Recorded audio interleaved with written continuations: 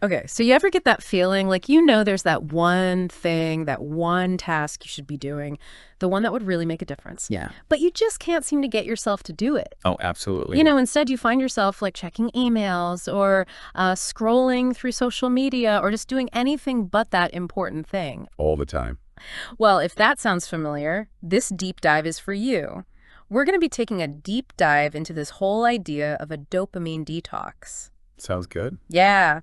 Trying to explore this whole, why we feel like our focus is so scattered these days, especially in this world where there's just constant stimulation everywhere you look. It's everywhere. It is. It's everywhere. So our roadmap for today's exploration is going to be the book Dopamine Detox, a short guide to eliminate distractions and train your brain to do hard things by Thibaut Meurisse. Okay. So, consider this deep dive your distilled, easy to apply cheat sheet to the core ideas from the book. Stuff you can put into practice right away. Awesome. I like that. Yeah, I like it too. So really our mission here is, pretty simple, but really powerful. We want to understand why it's so hard to stay focused. What role does dopamine play in all of this? And, more importantly, what are some practical steps? This dopamine detox, what can we actually do to really grab back control of our attention and put it where it counts? Yeah. So to lay it all out, we'll be covering why we're so unfocused these days, what benefits might come from hitting the reset button, and we'll even give you a solid 3-step plan to actually get started with all this. Sounds like a good plan. I think so too. I think so too. All right. So, before we get into all the things that distract us, let's talk about dopamine. Right. Now, I've definitely heard it, called like the pleasure chemical, but it's not that straightforward, right? Right, exactly. Dopamine is a neurotransmitter, so it's basically a messenger in your brain. Okay. And its job, from an evolutionary standpoint, is to make us anticipate rewards. Yeah. So think about basic survival stuff, right? Like finding food, connecting with other people. Yeah. It makes us want those things. Yeah. So dopamine is the thing that drives you, that desire. It's like that, ooh, I want that feeling. That's dopamine. So it's not the actual pleasure of, say, eating a meal that's the dopamine hit. Right. It's more about the lead up, the anticipation, the craving. Exactly. And that's a key distinction. It's not about the pleasure itself.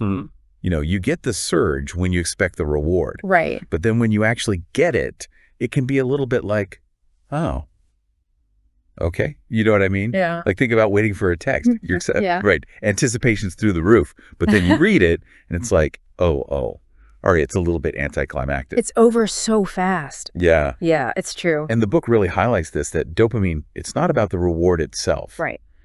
It's about the wanting. The wanting. Yeah. And, it kind of feels like we're always chasing that feeling, right? That little, buzz or the notification or that next bit of interesting content, but then never quite feeling like, satisfied, always looking for that next thing. Yeah.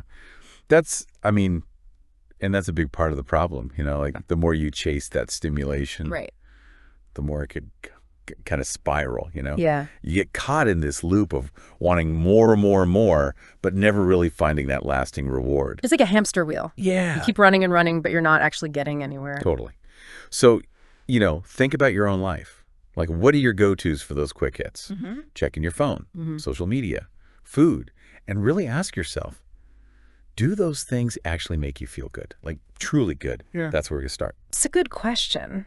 Okay, so we've got this, dopamine, it's the wanting chemical, makes us anticipate rewards, and we can get stuck in that loop. So let's dive into the second part of the book and look at why this is such a big problem now. How our dopamine systems are being hijacked, as the book puts it. So this is where things get really interesting and maybe a little bit unsettling. Okay. So the book talks about dopamine as the neurotransmitter of more. The more our environment or our actions, trigger that dopamine release, the more we crave it. So it's the self-perpetuating cycle. It is. And the book even compares this kind of to how addictions work. It's almost like you form a habit, and the more you do it, the more your brain expects it, wants it, even if it's not actually making you happy in the long run. And it becomes harder and harder to break away from. So we're not just talking about drugs or alcohol here, right? It's so much broader than that now. It is. Those are obvious ones, obviously. Yeah. But the book's saying so many everyday things trigger that dopamine. Gambling, of course. Yeah. But also things online, shopping too much, video games, even working out too intensely. Working out. Yeah, like pushing yourself past your limits, it can actually tap into the same system. And, even working too much can be a form of this. Wow. That's kind of a surprise, I guess. Yeah. Work. Yeah. You think of it as a good thing. Right. It is, most of the time. But if you're someone who's constantly checking emails, even late at night on your days off, it could be a sign that you're getting that dopamine hit from achievement or validation. Interesting. So, the book asks this: what are the things you feel like you absolutely cannot go a day without? That might give you a clue about where you're relying on that dopamine. I like that. Okay, so now the book also talks about this idea of how our attention has become like this scarce asset, right? Yeah. In today's world, it really feels like everyone and everything is competing for our attention all the time. They are. And they're really good at it, too. They're good at it. Like, it's a business model, right? Yeah. The longer you're engaged, the more they profit. Oh, yeah. So they're spending a lot of time and money figuring out how to keep you hooked. It's true. That's how they make money. It's their whole business model. Yeah. The book really hammers home this idea that lots of these apps, these platforms, they're designed to be addictive. Right. They want you to keep coming back for more.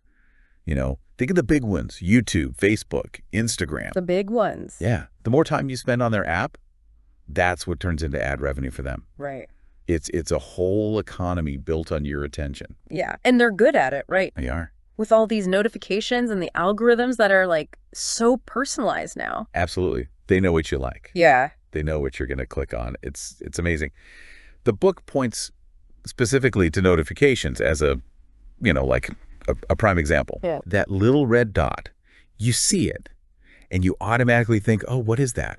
A message, like some good news, something interesting. Yeah. That little hit of dopamine, it's there before you even know what the notification is. Yeah. And think about how many times you've opened an app just because of that. Yeah. And then, you blink and an hour's gone, and you haven't actually done anything productive. It's true. The book says that adds up to hundreds of wasted hours each year. Hundreds. I don't even want to think about it. It's a little scary. And you mentioned the algorithms. Like, you watch a couple of videos on YouTube and suddenly your whole feed is just like flooded with the same kind of stuff. Exactly. The algorithm's like, oh, you like that? We'll have some more. Yeah. And it makes it so easy to just fall down that rabbit hole. Right. Absolutely. It's so well designed. It is. The book talks about Amazon's recommendations. YouTube's up next videos. And then there's Facebook's feed, of course, which is like the master of personalization. They feed you what they know you'll engage with. So instead of us consciously using the internet, it's kind of like the internet is using us. Right. You know what I mean? It flips the script. Yeah. Yeah. It pulls our focus in and makes us, less able to get things done. And that just kind of feeds into that cycle of restlessness and craving even more stimulation. Absolutely. So it's not just the big tech companies, though, right? I mean, I know the book talks about how everyday things can also be these dopamine triggers. Yeah, definitely. Like even something as simple as checking your email. Yeah. Every time you refresh that inbox, there's that little anticipation. Right. Like maybe there's a message from a friend. Maybe there's good news about a project. Yeah. And then you've got things like checking your stats, your investment portfolio, or like how many people visited your website. That can be a dopamine hit too. It's unpredictable, right? Right. So it's exciting to see those numbers go up and down. And of course, YouTube and social media, they're built on this whole system of rewards. The promise of interesting videos, likes, comments, messages, it's all designed to keep you hooked. And it makes those things that don't give you that like instant gratification so much harder to focus on. Right. Yeah, because you're so used to these little bursts of dopamine from these easily accessible things that stuff that requires you to actually sit down and focus for a while just seems boring in comparison. It's less appealing, yeah. Now, one thing that I found particularly interesting was what the book had to say about food cravings. Yeah. Especially when it comes to sugar. It's a big one. Yeah. Our natural desire for sweet foods is like hardwired into us, The book mentions this professor, Suzanne Klaus. Okay. She points out that we're biologically programmed to like sugar, and the combo of sugar and fat is like the ultimate brain reward. Makes sense. Our brains are basically wired to seek out high-calorie foods. Exactly. Back in the day when food was scarce, this was super helpful for survival. Right. But now it's a bit of a problem. Like The food industry knows this, right? Oh, They've yeah. totally capitalized on it.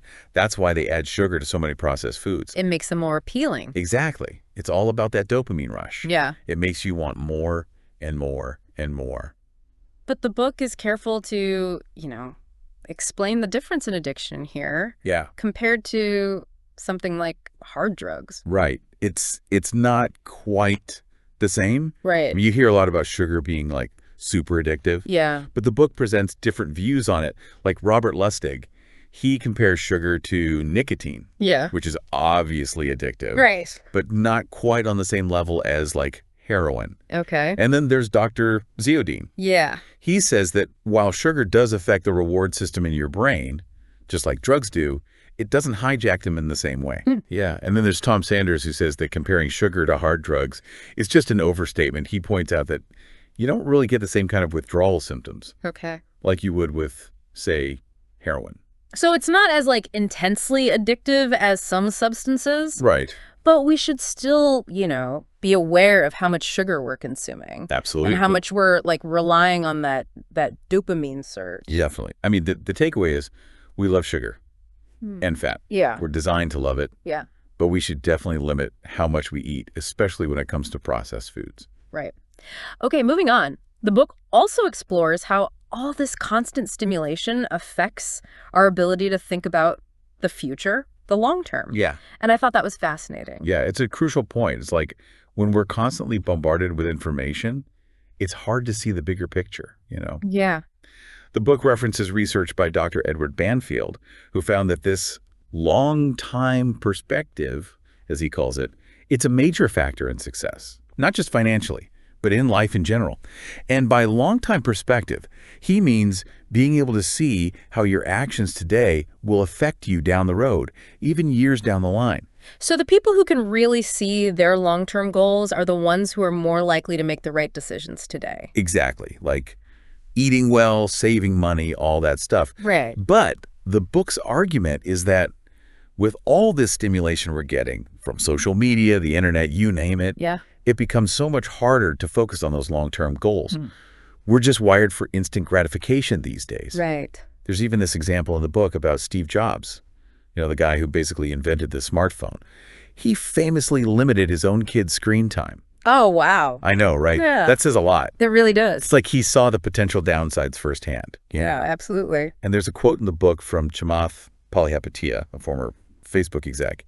He says, these platforms train your brain for, quote, super fast feedback. Like, we get so used to instant likes, comments, replies that we expect that same speed in everything. Right. And that can lead to, unrealistic expectations. Yeah. And even disappointment. Absolutely. The book argues that it can lead to, what it calls inaccurate mental models. We start to believe success should be instant and effortless, that we don't have to, really work for it. Right. And then we get jealous of people who, seem to achieve overnight success. Yeah. And we feel inadequate about ourselves because we forget that it takes time. It takes patience. It takes those small, consistent actions day after day to really achieve something meaningful. It's about the long game. It is the long game. And the book uses Amazon as an example. Okay. It took them 9 years to become profitable. Wow. 9 years. And that's because Jeff Bezos was playing the long game. He was reinvesting for the future of the company. Right. And the message here is to apply that same approach, the one brick at a time mentality, as they call it, in your own life. Build solid foundations for what you want to achieve. Right. So to put it all together, it sounds like the world we live in is, in many ways, designed to hijack our dopamine systems, often without us even realizing it. Yeah. And this leads to, this huge decrease in our ability to focus, makes us feel restless, makes it harder to actually do the things that matter. That's it. It's like our brains are being pulled in a million directions. When do you find yourself most vulnerable to that? Like, what situations or triggers pull you down that rabbit hole of distraction? Figuring that out is super important. That's a good question to ask yourself. Okay, so now that we kind of have a handle on the problem, let's move into part 3 of the book and talk about solutions. Specifically, this concept of a dopamine detox. Okay. Now, the book does point out that the term dopamine detox isn't actually a precise scientific term. Yeah, it's not exactly a clinical diagnosis, is it? So can you talk a little bit about that? Yeah, so it's not about having, like, too much dopamine in your system or anything. Right. It's more that when you're constantly overstimulated, your brain needs more and more intense stimuli to release that same amount of dopamine. So it's about like your sensitivity to stimulation getting dulled. Exactly. So the point of a dopamine detox is to kind of reduce that constant barrage of information and stimulation.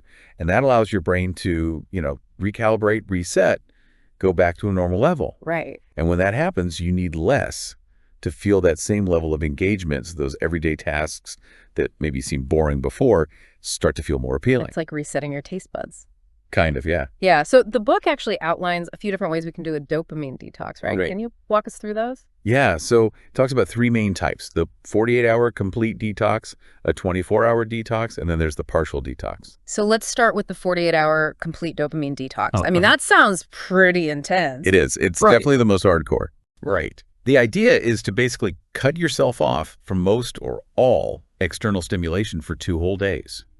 That helps to really bring down your stimulation levels, brings you to a more relaxed state, and then you can focus better afterward. So when they say eliminate all external stimulation, what does that actually look like? Well, the book is a pretty long list, so I'll try to keep it brief. Okay. It includes things like drugs, alcohol, intense exercise, no internet, no movies, no music. Okay. Well, maybe some calming music, but no, heavy metal. Right. No phone, no social media, no sugary or processed foods, no video games. And no dopamine hits from anything? Pretty much. It's like a full-on digital and sensory blackout. So what can you do for those 2 days?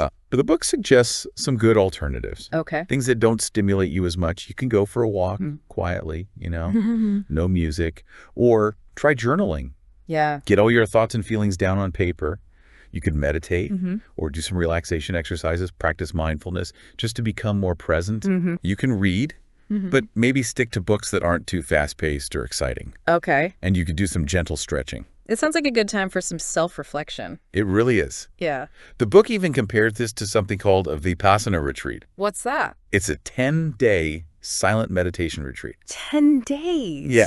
And it's serious stuff, like strict silence, no physical contact, no exercise, no substances, Wow. no phone, no internet, not even music, reading, or writing. It's like a complete disconnect. Total disconnect. It's designed to be a full reset. Yeah. So compared to that, the 48-hour detox might feel a bit more doable. Yeah, a little bit, I guess. Okay, what about the 24-hour detox? Yeah, that's a shorter version. Obviously. Same idea. Minimize stimulation, but just for 1 day. It's easier to fit into a busy schedule, but the book does say it might not be as effective. Right. Because Yeah. your stimulation levels might not complete your reset in just 24 hours. And then there's the partial detox. That sounds a little more, sustainable for everyday life. Yeah, it's less intense, but it can still be really helpful, especially if you do it regularly. The idea is to pinpoint your biggest source of stimulation and just cut that out. Yeah. Or cut it back significantly. At the end of the book uses YouTube as an example because it was a huge time suck for the author. Yeah, I think a lot of people can relate to that. So for some people, it might be social media. For others, it might be online shopping or, constantly checking news websites. Exactly. You have to figure out what your biggest distraction is and tackle that. The book asks, what's your biggest source of unnecessary stimulation? Once you figure that out, then you can start the partial detox. Okay, so we've got these different levels of detox. Right. The next part of the book is all about the practical stuff, right? How do you actually do it? It lays out this 3-step method. Let's dive into that. All right. So we're moving from the why to the how. And step 1 is really the most important one. You have to identify your biggest distractions. What are the things that are really pulling you away from what you should be doing? And the book has a great exercise for this. It's really simple, but it works. You make 2 lists. Cans and can'ts. Okay. On the cans list, you write down the things you were allowed to do during the detox. Like take a walk, read a physical book, whatever. Right, yeah. And then on the can'ts list, you write down everything you're not allowed to do. Right. No social media, no checking email, no watching videos. Oh, okay. So how do you decide what goes on each list? The book has a great question for you to ask yourself. If I stopped doing just one thing, which one would have the biggest positive impact on my focus and productivity?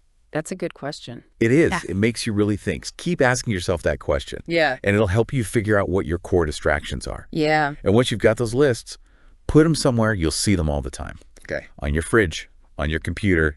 It's a visual reminder to help you stay on track. Yeah, I like that, like a visual cue. Okay, so what's step number 2? Step number 2 is adding friction. Friction. Yeah. The basic idea is the harder something is to do, the less likely you are to do it. Okay. And the opposite is true, too.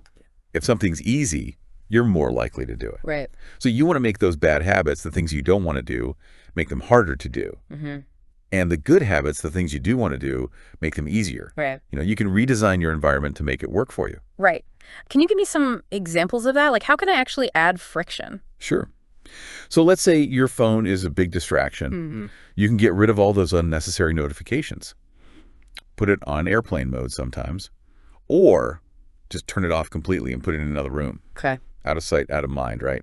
For social media, like Facebook, get rid of the app on your phone, disable notifications in your browser. Okay. Or there are even browser extensions you can get that like completely remove the newsfeed. Yeah. And if YouTube's your problem, you can get an extension that hides all the recommended videos. Yeah. And that endless scroll of tempting content. That's a good idea. I might have to look into that one. Yeah. The book even tells a story about the author putting his internet modem in storage. Oh, yeah, I remember that. Talk about friction. Right. Right. He literally had to leave his apartment, go down multiple floors, unlock several storage units just to get online. That's some serious commitment. It's like a built-in deterrent. It is. And the book makes this point. You've already put in all that effort to make it harder to access, so your brain is less likely to want to go through all that again just for a quick fix. So you're using your own laziness to your advantage. In a good way. Yeah. And the other side of that is, reducing friction for the things you do want to do. Okay. Like if you want to start writing every morning, leave your word processor open. Don't check your phone or email before you start. Maybe put on some calming music. Right. Even set a timer for, like a dedicated writing session. Make it easy on yourself. Yeah. Create a nice little ritual. The book suggests you look at your cans list and ask, how can I make this harder to do? Yeah. And then look at your cans list and ask, how can I make this easier? Because let's face it, our minds are lazy. They are. We want the easiest path. So you can use that to your advantage. Okay, so that's step 2. Adding friction or removing it, as the case may be. Exactly. What about the third step in this method? Step 3 is start first thing in the morning. Okay. This is key. Start your day with intention. Right. Before all the distractions of the day come pouring in. Yeah. The book really emphasizes this. Don't check your phone first thing when you wake up. That's hard. I know. But it's a trap. Yeah. It sets you up for a day of distraction. So the suggestion is to have a morning routine. Just 2 or 3 things that help you focus, calm your mind before you get hit with all that stimulation. Yeah. Maybe meditate for a few minutes, do some stretching, listen to calming music, write down your goals for the day, even practice a little gratitude. The book asks, what's the very first thing you do when you wake up? Does it set you up for a focused day? Or does it pull you into that overstimulated state right away? Something to think about for sure. It is. So, yeah, a morning routine designed to quiet your mind, minimize that initial wave of stimulation. That's the key. Yeah, I like it. Okay, so we've talked about the detox itself and how to make it happen. Right. But then part 5 of the book gets into this crucial question. How do you keep that momentum going? How do you overcome procrastination in the long run? Because the detox is just the starting point, right? It is. It helps lower those stimulation levels, which makes focusing easier. Yeah. But to be truly productive, you need to make a conscious, ongoing effort. Right. And the first thing here is to plan your day. Okay. Be intentional about what you want to achieve. That will help you.